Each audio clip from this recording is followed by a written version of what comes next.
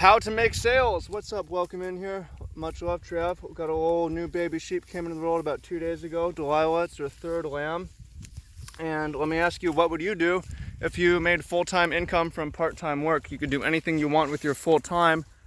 So just go raise sheep, pigs in Hawaii, and do YouTube and go surf or grow food, whatever it is that you wanted to do. That's what I chose to do. You don't have to do that. But if you want to make a full-time income from part-time work, it helps if you can make sales. And even if you don't think of yourself as a salesperson, you are. Sales is your ability to persuade, to influence, to make a difference in the world, make the world different for you being here. It's your ability to convince people that your idea is good. It's your ability to attract partners for business, employees, employers, for romance, for building family, whatever it is, sharing your vision, finding the right people. So I was going to put this content behind a paywall. I have a $10 course, Automatic Side Business.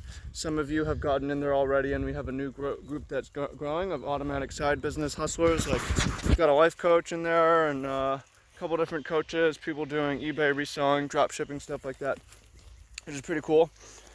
But yeah, I was gonna put this, but I was like, let me just put out my best stuff for free because I just want to make a difference primarily, and there's other good stuff in there. What's up, Delilah? So I'm going to teach you the sales method that I've learned and developed, and I've had a lot of different sales mentors because I bought a lot of different courses and trainings. So I'm not going to name all of them, especially because it's a combination of a bunch of things.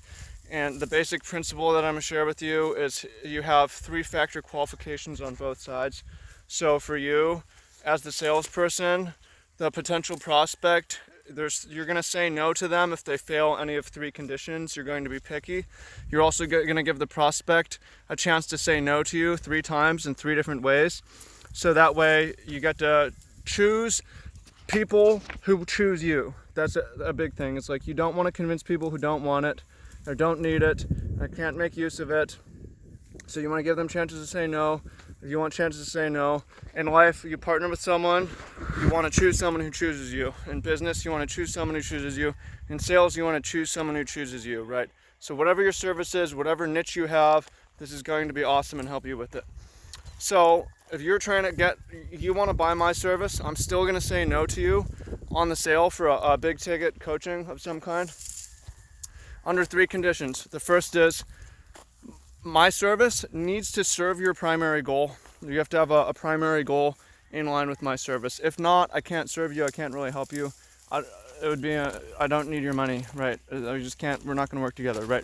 The second is, your primary obstacle needs to be something that my service solves. I'll give you a couple different examples.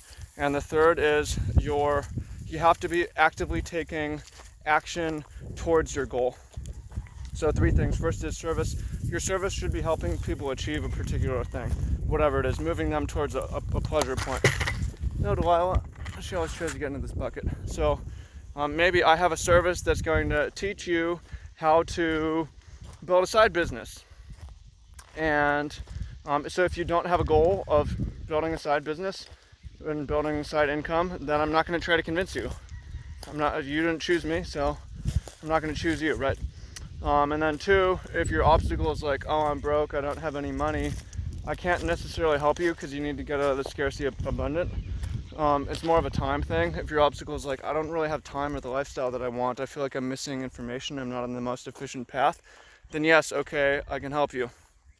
And then 3, if you're already taking action towards it, then perfect, I can help you because I'm not going to try to convince you if you don't believe it enough to be already working on it. So for the gathering business that I have, like, 1, you have to have a primary goal of winning tournaments or something like along those lines. 2, your primary obstacle has to be that you don't have the right network or you don't have mentorship or you're not sure what to do. And 3, you have to be playing in tournaments. And if those conditions aren't true, then I will not choose you.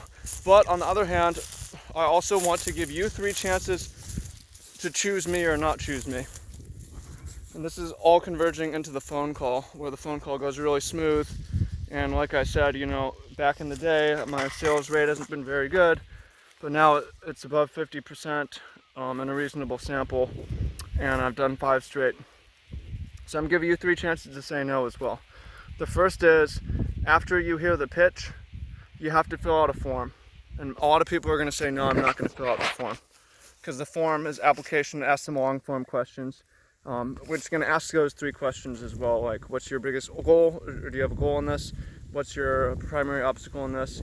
And are you already taking action? Some sort of screening questions like that. But you can say, no, I'm not going to fill out the form. Okay, you didn't choose me, that's fine. And then after you fill the form, it's like, hey, you have to schedule a call and show up to that call. Okay? And a lot of people fill out the form and are like, you know what, it doesn't feel right. Well, I can't actually choose because I'm busy with some other stuff, so I'm not going to choose.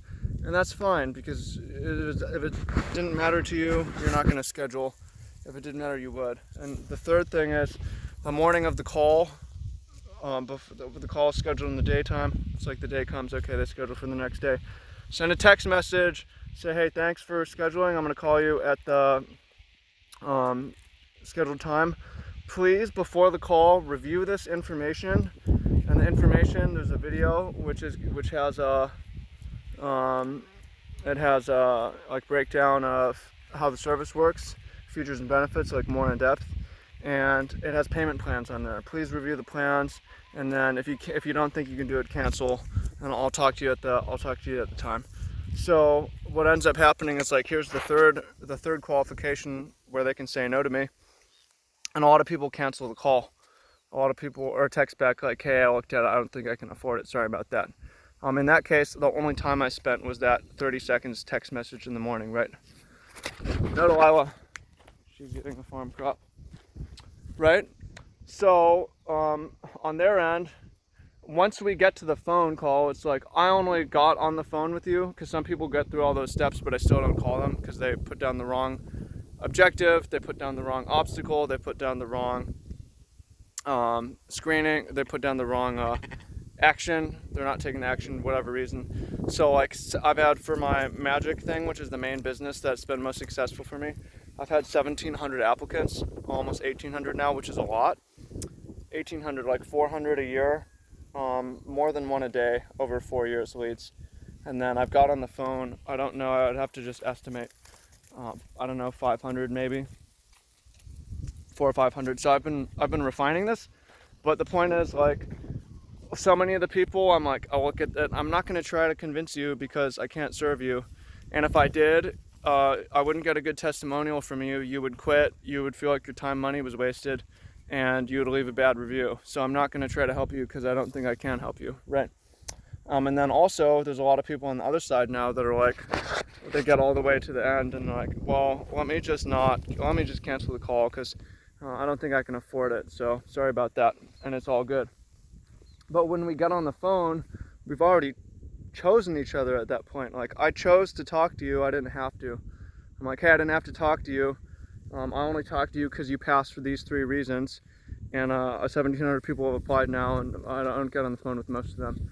And they're like, okay, yeah. And I'll say also, like, thanks for applying, thanks for scheduling, thanks for reviewing the information, thanks for scheduling, showing up to the scheduled call.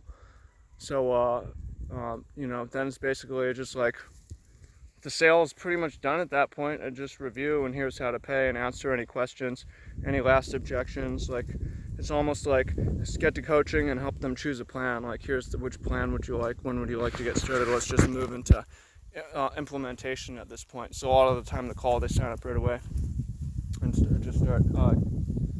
There's some manual things I need to do, adding them to the service. But you can take that for anything, and we're going to step out of sales also, whatever your niche is, you can take that for anything. You have 3-step system, and that's going both ways. So it's like 6 steps really, or 3 steps both ways. But it applies to, again, not just making a sales call, but it's like, okay, if I'm going to engage in a partnership with someone of any kind, I'm going to have I'm going to meet a lot of people in my life. Most of them are going to stay as acquaintances. Some people I'm going to be like, you're extraordinary for XYZ reason, let me try to get close to you. And then a lot of the time still they'll be like, well, I'm not going to show up to the meeting. I'm not going to give you my number or my social media. I'm not going to be responsive. And it's like, okay, whatever. But then you have those situations where it's like you choose each other and it's great. But in order to do that, one key is obviously like a lot of leads. 1,700 is a lot of leads. So you need to meet a lot of people and the right kind of people. You need to try to meet a lot of people in your lifetime. Make a lot of acquaintances and keep most of them as acquaintances. But qualify each other, and some of y'all will move into a partnership. Some of y'all move into clients. And the good news about that as well is when you choose each other for the right reason, you make a sale like that, you can keep a client for life. Had a lot of clients for 4 years, and when people cancel, they're like, I'm just having a kid, I need to save money, I'll be back. And they are true to their word and they come back. So not a lot of cancellations too. So I hope you find that helpful. If you want more in-depth stuff like this, then you should get the course. It's only $10, which is a steal, but I'm putting it out cheap right now just because, there's an ebook and a course, just because I want to build the community and build the group. But again, those of you who want to get in the course, if you're just speculating, it's okay, but ideally you have a goal of some sort of side business, or being entrepreneurship or side hustle. 2, you feel like you don't have the right info, or like you're treading water, you're plateaued. And 3, you are actually taking action at least 1 hour a day. So if that doesn't apply to you, you don't need to buy. And then the rest is up to you to choose from your end side of things. So hope you found that useful, and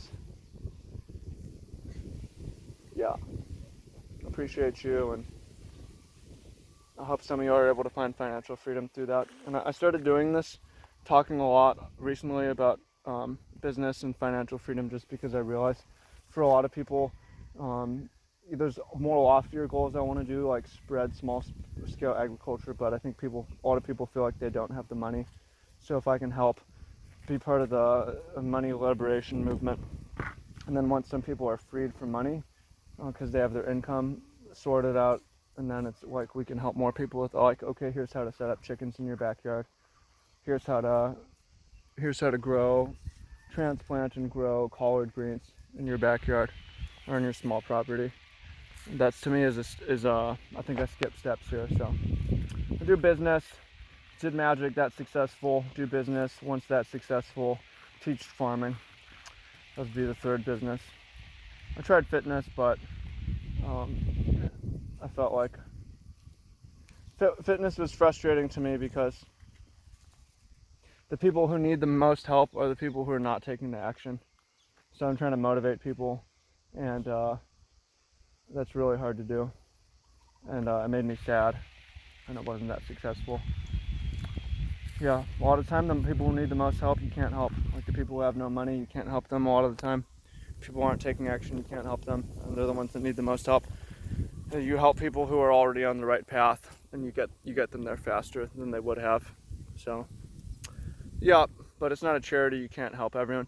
And once you become financially successful, you could just do handouts at that point, like Betty Chin in Humboldt County, feed 400 homeless people a day. Something amazing like that. So yeah, again, if you want more information, sign up, $10 below, and I'll add you to the group. You get the course and everything. So do it. Peace out. Much love. Talk to you soon.